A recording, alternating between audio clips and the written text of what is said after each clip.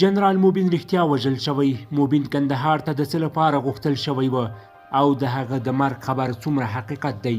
جزئیات ویډیو کې وګورئ او چینل سبسکرایب کړئ. درنو لیدونکو السلام علیکم. د طالبانو مشهور تبلیغاتي جنرال موبین کندهار کې زنداني شوی دی.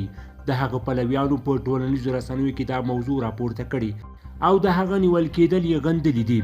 هغه تر دې پخوا هم یو ځل نیول شوی و. پوښتنه دا ده چې طالبان د خپل غړي ځینې نیوکې نشي زغملی، نو نورو سره به څنګه ګزاره وکړي؟ په ټویټر کې د طالبانو یو مبلغ لیکلي چې له جنرال صاحب موبین خان سره هم د جواد یاسر لوبه روانه ده. افغانستان اسلامي امارت باید نور د جنرال صاحب قضیه خلاصه کړي. که نن جنرال موبین نیول کېږي، سبا د بل اتل نوبت دی. هغه هم دا راز لیکلي جمهوریت ظاهر قدیر علاګل او نورو زورواکو په اشارو څرخاوه. که دا حال شو، که امارت هم زورواکي کنټرول نه کړي، حال به یې له دې بدتر وي.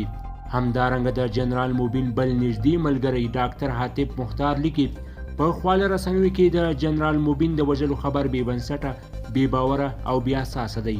نظام حق لري چې له خپلو وګړو پوښتنه وکړي.